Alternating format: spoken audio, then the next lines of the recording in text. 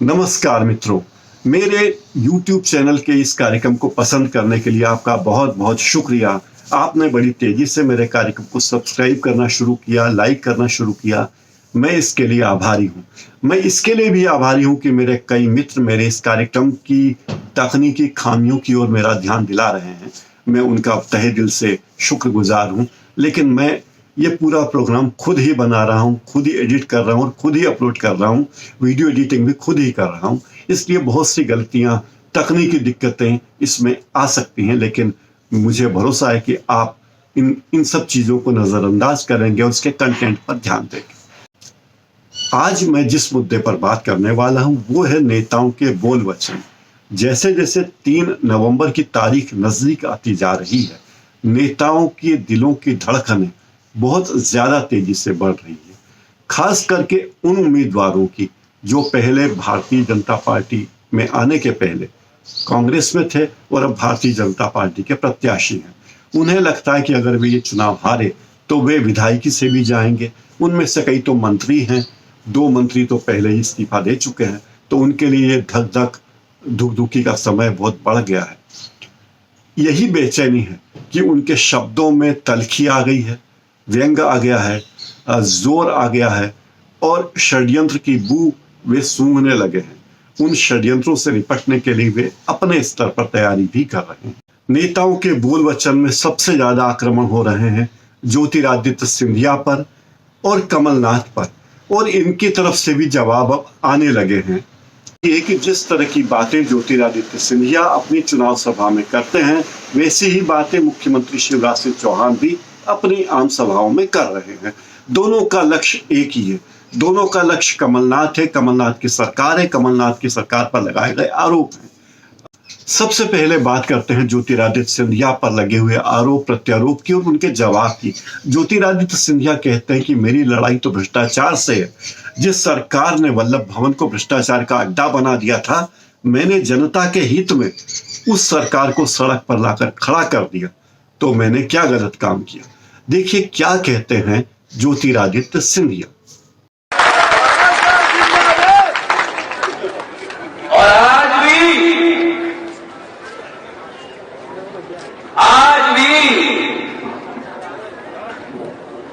हर जगह जा रहे हैं,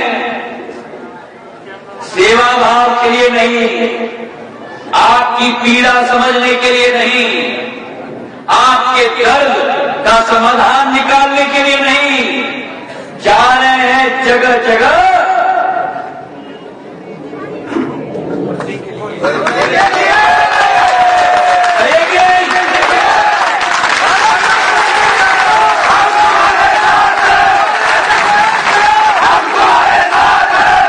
अरे कैसे भी हो भैया, एक दिन के लिए मिल जाए, खुश होंगे। कैसे क्यों एक दिन के लिए मिल जाए। अब नहीं मिला है,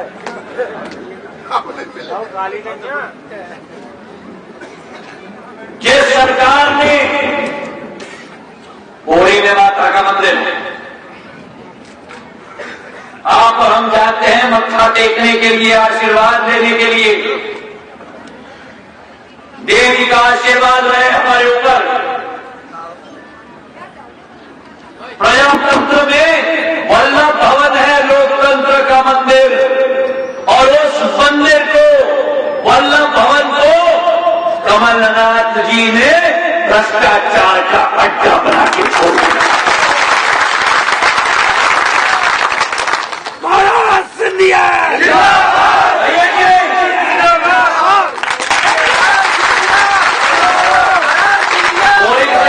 गया होगा ट्रांसफर के लिए, शिक्षाकर्मी हो, पुलिस का अफसर हो, पटवारी हो, तहसीलदार हो, भैया गोली रखी थी वल्लभ भवन में, 2 लोग बैठते थे वहां, दाएं और बाएं, बोलो भैया। ज्योतिरादित्य सिंधिया ने कही थी वही बात शिवराज सिंह चौहान ने भी मानदाता विधानसभा क्षेत्र की अपनी एक सभा में कही। शिवराज सिंह चौहान ने कहा कि कांग्रेस ने विकास के सारे कामों को ठप कर दिया और भ्रष्टाचार की पराकाष्ठा की। शिवराज सिंह चौहान ने यह भी कहा कि वल्लभ भवन को दलालों की मंडी बना दिया था कमलनाथ जी ने।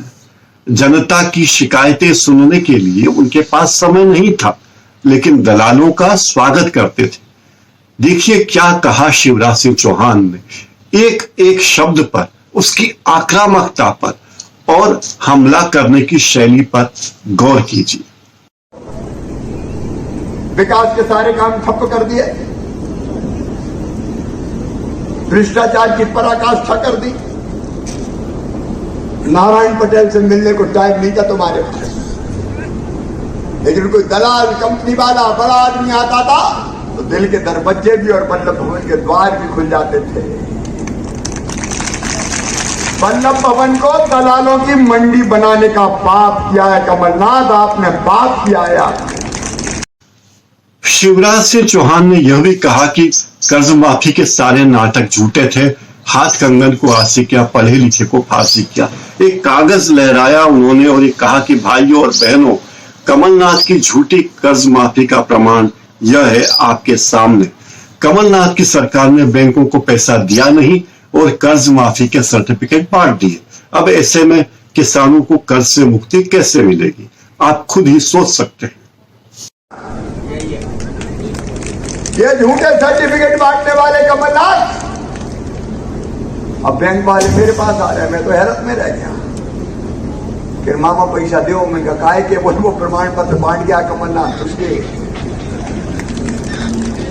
बताओ ये धोखा है कि नहीं है? बताओ, अरे जोर से बताओ, धोखा है कि नहीं? ये धोखा करते हो। अरे और भी है, ये संतोष भी भैया वैसे ही घूम रहे हैं। संतोष को बड़ा संतोष हुआ कि कर्जा माफ हो गया, पैसा दिए ही नहीं दादा कमलनाथ। ये झूठ, ये गद्दारी, ये धोखा अगर जनता से किया तो कांग्रेस ने किया। हम नहीं ये भूखे कमलनाथ। मेरे बेटा बेटियों, ये संतोष है, ये शिवनारायण, आइए शिवनारायण 7,179 और वही नहीं पैसे जमा ही नहीं किए। अब ये देखो उदाहरण है आपके सामने, हाथ कंगन को आरसी किया और पढ़े लिखे को फारसी किया। काहे की तेरी कर्जा माफी, धोखा दिया। जनता को मूर्ख समझते हैं। मेरे भांजे भांजो, मैंने तय किया। दूसरी तरफ कांग्रेस ने अपने आक्रामक विज्ञापन अभियानों को फिर से नए सिरे से प्रसारित करना शुरू कर दिया है। सोशल मीडिया पर भी है और स्थानीय टीवी चैनलों पर भी ये विज्ञापन दिखाए जा रहे हैं। आप देख लीजिए, खुद ही देखिए क्या विज्ञापन है ये और क्या है उसका भाव, आप खुद ही अंदाज लगाइए।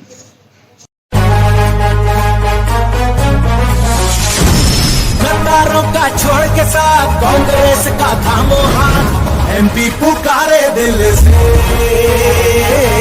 लाओ कमलनाथ फिर से। गैस डीजल पेट्रोल के होंगे कम दाम, कर्ज माफी फिर से होगी, बिजली फुला दे दाम। मिलावट खोर माफिया को कभी न बख्शा जाएगा, नारी को सम्मान की नजरों से देखा जाएगा। पढ़ा लिखा हर नौजवान पाएगा रोजगार, 100 रुपए में मिलेगी बिजली, फैलेगा व्यापार। गद्दारों ने लूट ली है लोकतंत्र की आन, वोट करो। हाल ही में कमलनाथ ने एक टीवी चैनल को एक इंटरव्यू दिया, उसमें उन्होंने ज्योतिरादित्य सिंधिया के खूब मजे लिए। उन्होंने कहा कि क्या गोविंद सिंह राजपूत को सिंधिया ने जिताया था, क्या केपी सिंह को सिंधिया ने जिताया था, वे खुद क्यों लाखों वोटों से गुनाह से चुनाव हार गए। वे कितने महान व्यक्ति हैं जो खुद चुनाव हार गए लेकिन अपने लोगों को चुनाव जितवाते रहे। ज्योतिरादित्य सिंधिया ही कमलनाथ के मुख्य निशाने पर हैं और ऐसा लगता है कि कमलनाथ के पुराने जख्म बार बार हरे हो रहे हैं और उनकी वेदना उन शब्दों में, उनके तीखेपन में साफ नजर आती है। हो जाएगा 3 तारीख को। क्या गोविंद सिंह को उन्होंने जिताया? क्या केपी सिंह को उन्होंने जिताया? सिंधिया जी तो खुद हार गए, लाखों वोटों से हारे और गुनाह से हारे, एक साधारण व्यक्ति से हारे, कोई बड़े तोप से नहीं हारे। और ये कह रहे मैंने सबको जिता दिया पर खुद हार गया। कांग्रेस के पूर्व सांसद हैं फूल सिंह बरैया। पहले कांग्रेस के सांसद हुआ करते थे, अभी भांडेर से बहुजन समाज पार्टी के प्रत्याशी हैं। झांसी की रानी लक्ष्मीबाई के बारे में उन्होंने क्या कहा, आप खुद ही देखिए। इस बयान पर कितने बवाल उठ रहे हैं, आप इसकी कल्पना नहीं कर सकते। लेकिन पहले देखिए बरैया का यह बयान जो उन्होंने झांसी की रानी के बारे में कहा था।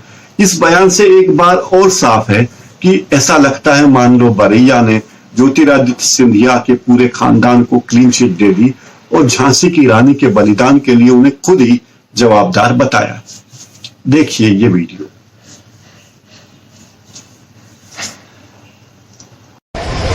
खूब लड़ी मर्दानी हुए तो झांसी वाली रानी है, बुंदे ले हर बोलों के मुंह हमने सुनी कहानी। सुनिए ही है, ये तो लिखी भी नहीं, काय को सुनते हो तुम। अब युद्ध का मैदान कहां था? झांसी। और मरी आत्महत्या करके ग्वालियर में। वीरांगना उसी को कहते हैं युद्ध के मैदान में मरे। युद्ध का मैदान झांसी में था, मरी थी लक्ष्मीबाई ग्वालियर में आत्महत्या करके। आत्महत्या करने वाले को वीरांगना कभी कहा? तो फिर रोज 10 लड़कियां आत्महत्या कर रही हैं, इनको भी लिखो वीरांगना है जी। ठीक है, दिमाग से सोचिए आप, लिखी हुई और सुनी हुई बात। 3 नवंबर को ज्यादा दिन अब नहीं बचे हैं और नेताओं ने अपनी सक्रियता बहुत बढ़ा दी है और इस सक्रियता में छिछालेदार भी है, एक दूसरे को नीचा दिखाने की होड़ भी है, बोल वचन भी हैं, षड्यंत्र भी हैं और ये सब धीरे धीरे करके सामने आ रहे हैं।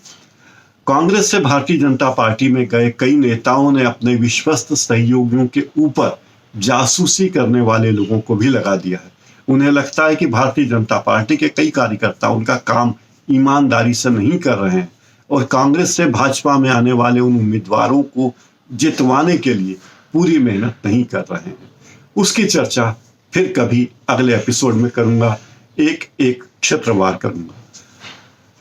मित्रों, मेरा ये कार्यक्रम आपको कैसा लगा? मेरी गुजारिश है कि कृपया इस कार्यक्रम को लाइक करें, कमेंट करें और मेरे चैनल को सब्सक्राइब करें ताकि आपको मध्य प्रदेश के उपचुनाव से जुड़ी तमाम जानकारियां मिलती रहें। धन्यवाद।